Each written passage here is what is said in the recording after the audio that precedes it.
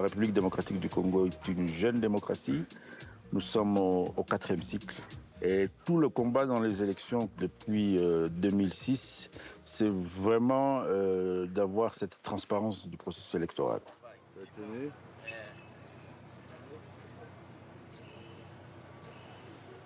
Je suis Denis Kadima, le président de la Commission électorale nationale indépendante de la République démocratique du Congo.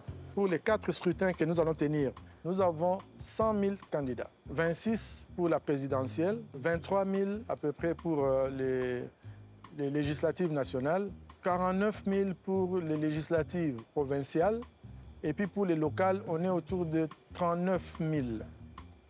Ça signifie pour nous un travail multiplié par 3 parce qu'en 2018, il n'avait que 35 000 candidats. Maintenant, on en a 100 000. Organiser les élections dans ce pays, ce n'est pas facile. Les routes ne sont pas en bon état. La plupart, c'est en terre. Il n'y a pas toujours de ponts. C'est assez énorme comme difficulté sur le plan logistique. Nous sommes une équipe de plus de 100 personnes. Nous sommes d'abord 2 directeurs de campagne et nous avons des directeurs, on va dire, sectoriels et nous avons également des équipes de terrain. Je dois louer l'idée géniale du chef de l'État, son Excellence Félix-Antoine Tshisekedi Tshilombo, d'avoir eu à penser à créer une grande plateforme qui réunissait les grands leaders de l'espace politique congolais. Cette idée-là, de lancer la création d'une union sacrée, c'était une idée géniale. Et c'est pour cette raison que nous avons travaillé dans cet esprit-là, de dire mettons nos forces ensemble. C'est avec l'union sacrée que nous allons aller aux élections. Nous avons eu une réunion avec le chef de l'État.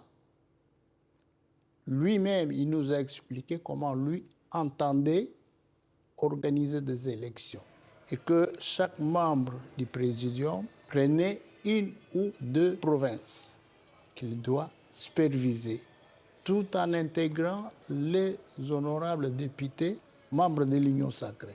C'était un exercice difficile. Autant d'acteurs qu'il fallait mettre dans le jeu et il fallait qu'il y ait une équipe vraiment de campagne à ses côtés qui pouvait l'accompagner tous les jours et lui permettre d'atteindre ses objectifs, en tout cas celle de rencontrer une grande partie de la population pour faire passer son message.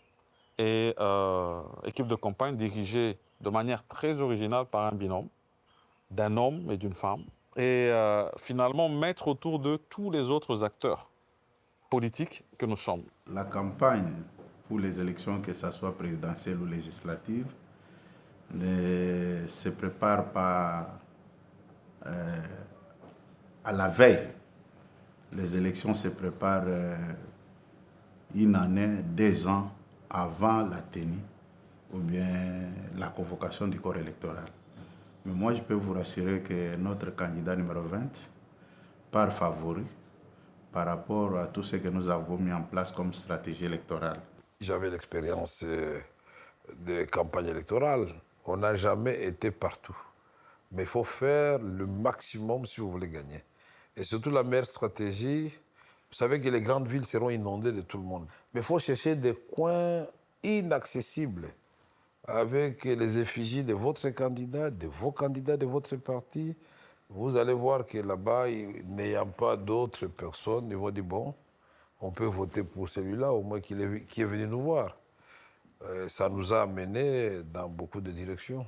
On fait un effort pour faire 3 meetings dans 3 destinations différentes, des fois dans 3 provinces différentes en un jour.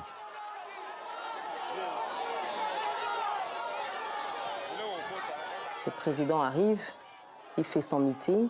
En identifiant les us et coutumes de la population qu'on va rencontrer, physiquement, c'est très éprouvant. On dort généralement vers 2h, 3h du matin pour se réveiller au plus tard à 5h. On n'a vraiment pas beaucoup d'heures de sommeil. On a aussi un problème de connectivité. On n'avait pas Internet, on ne peut pas lire de mails, les téléphones ne passent pas. Tout ça, ça nécessite une préparation psychologique, physique aussi, parce que ça arrivait 2-3 fois dans la journée. Et il faut attaquer ça avec beaucoup d'enthousiasme, parce que c'est grâce à ça, évidemment, qu'on arrive à vaincre la fatigue et qu'on termine la journée avec beaucoup de joie et on est prêt à repartir à l'abordage le lendemain.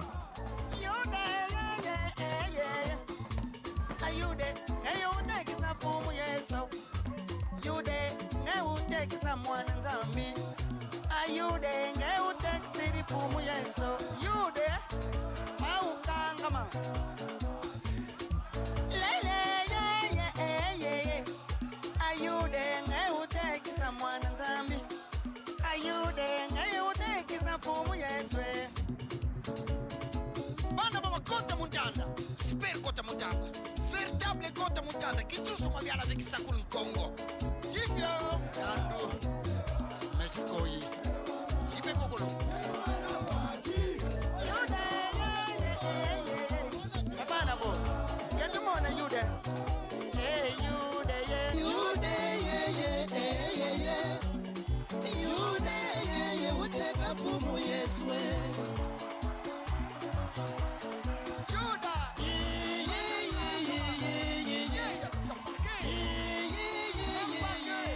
Contrairement en tout cas à ce que nous nous attendions, nous avons trouvé un très grand engouement.